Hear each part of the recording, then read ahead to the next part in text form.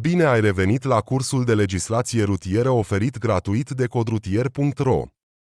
Astăzi vom vorbi despre intersecția cu sens giratoriu. Veți recunoaște o intersecție ca fiind una cu sens giratoriu prin un spațiu rotund delimitat vizual prin marcaje, un rondou sau un monument aflat în mijlocul intersecției și indicatorul cu semnificația intersecție cu sens giratoriu, aflat la începutul drumurilor ce pătrund în aceasta.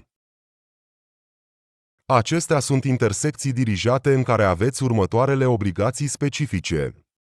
Veți ocoli centrul intersecției prin dreapta, urmărind direcția săgeților de pe indicatorul intersecție cu sens giratoriu.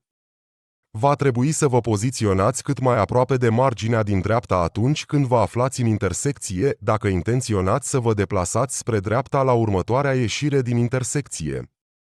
Va trebui să vă poziționați cât mai aproape de rondoul sau spațiul rotund din mijloc până când doriți să părăsiți intersecția, semnalizând corespunzător schimbarea benzii de mers.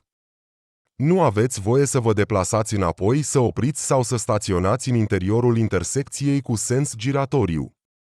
Dacă doriți să întoarceți în cadrul intersecției cu sens giratoriu, puteți să vă deplasați doar înainte până la ieșirea dorită, ocolind prin dreapta spațiul rotund din mijloc, dar nu puteți să vă deplasați înapoi sau în sens opus.